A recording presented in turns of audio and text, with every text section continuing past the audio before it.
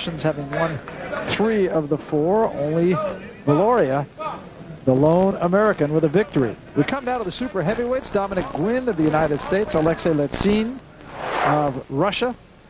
Lezin at 223, Guinn 214. He's 3 years older. Each man is 6'3". Lezin, rather, ranked number 3 in the world right now. So this will be a tough place for the United States to get a victory against someone like Lezin, who has been around forever, it seems, for the Russians. Now, Al Mitchell, in our conversations with him, the American coach, he told us this should be the fight of the evening. Right-handed check. He feels that Guinn can battle the Russian. Lezin has an odd style. He holds his right hand extended, hands up very high, right hand extended, to try to keep the opponent almost mesmerized with that right hand in front of him. It is a very unusual stance. Don't reach your hands out. Sometimes we're correct. Get on your toes. Guinn has had, Lezin has had an outstanding amateur career dating back to his international experience beginning in 1992. But take a look at some of the opponents that he's beaten through the years. Lance Whitaker a couple of times, now a successful pro. Ed Mahone a couple of times, now a successful pro. He split a pair of fights with Lawrence Claybay. And in the Olympic Games, lost on points to Vladimir Klitschko in the semifinals for a silver medal. Each man has had his problems with the Cuban Alexis Rubalcaba. Lezin lost to him in the World Championships, while Guinn lost to him in the Goodwill Games. Rubalcaba, for years, considered to be the best amateur super heavyweight, despite the fact that he came up empty in the Olympic Games.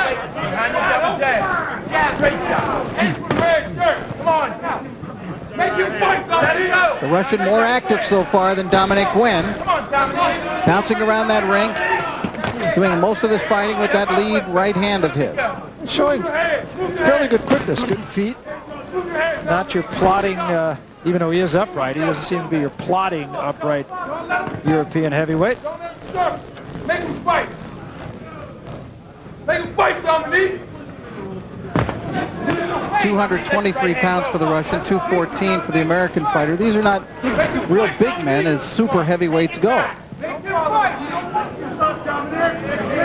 lot of posing going on here in this first round. Dominick Guinn not doing much business at all. No, he's not getting off at all, Barry, and the Russian has been confusing him with that jab, that right hand, that lead, which he holds out extended or down sometimes below his waist. And he's moving around the ring, I think, very effectively, showing a lot of ring generalship here. Step that right there. Get stuff on your right hand. Cut him off. And your right hand for the check. Quick, quick.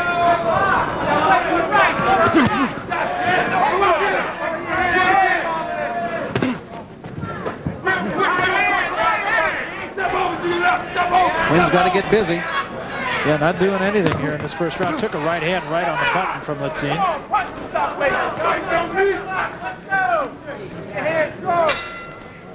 End of the first round, back to the corner with Dominick Guinn, and I'm sure Al Mitchell's speech will be do something. Listen to me, young man. You cannot sit out there and wait for a guy to hit you first. Second, the right hands and hooks is there. You have to throw your right hand. Either you go in with the double jab, throw the right hand. You have to be first. You're letting him be first. You're like a statue. And what's the problem? And meanwhile, Lezin, who I thought showed some pretty good feet in that first round for a big man. Yes, very mobile, moved around that ring. He was very light on his feet, in fact. But weeknights at 6 and midnight, it's The Last Word with Jim Rome in L.A. and a live studio audience at the All-Star Cafe in New York. It's Epic Sports Talk, bi-coastal and interactive. Join Romey as he mixes it up with the biggest names in sports. It's The Last Word, weeknights at 6 and midnight on Fox Sports Net. I'm sure Alexei Lezin will be watching The Last Word. Trying to have The Last Word, as a matter of fact, right now. And I mentioned how Lezin lost in the semifinals of the Olympic Games to Vladimir Klitschko. He had beaten him the year before in the World Championships to win the World Championship. Well, there's that score, 2-2, and well, I think that the Russian got shorted in that round. I do too. Gee whiz. He was a lot busier than Guinn and landed a lot more punches. And remember, two of the three judges have to agree.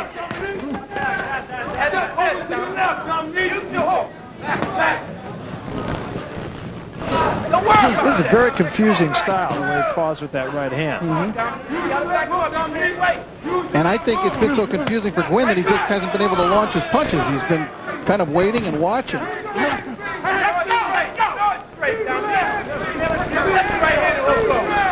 Basically, in the amateur ranks, ring generalship doesn't count for anything. There's a good right hand by the Russian.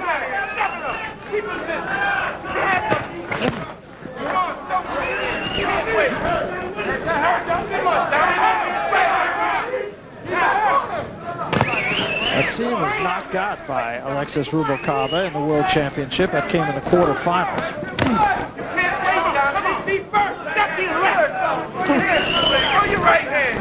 Dominick, another one of the American fighters attending Northern Michigan University. And it is there, of course, that they can be coached by Al Mitchell. They've got a real team thing going. That's a good combination again by the Russian. The left hand followed by a right. And Guinn seems to be falling into that pattern again where he's just not throwing punches. He's watching. And standing right in front of Lezin.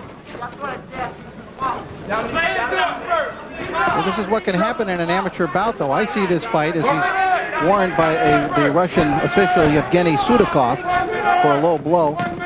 I would see this fight, you know, just a normal judging pattern as a one-sided fight for the Russian. But it's very close in amateur boxing. And trying to get off, but struggling a little bit.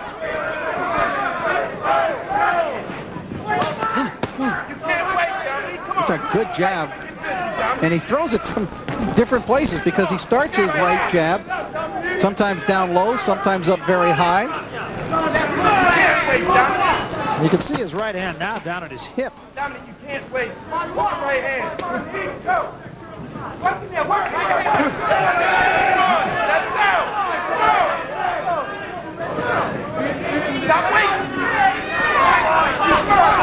Lezin just kind of picks his spots as we are inside of 10 seconds remaining in this second round, and from our perch, the Russian seems to be in control.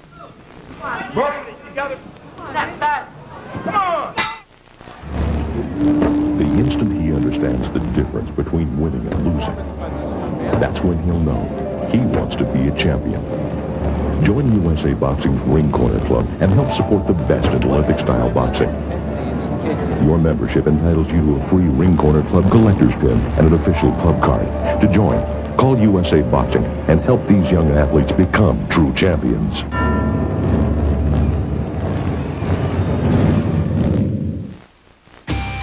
Catch the East Division champion Kicks as they tear up the turf at the First Union Spectrum.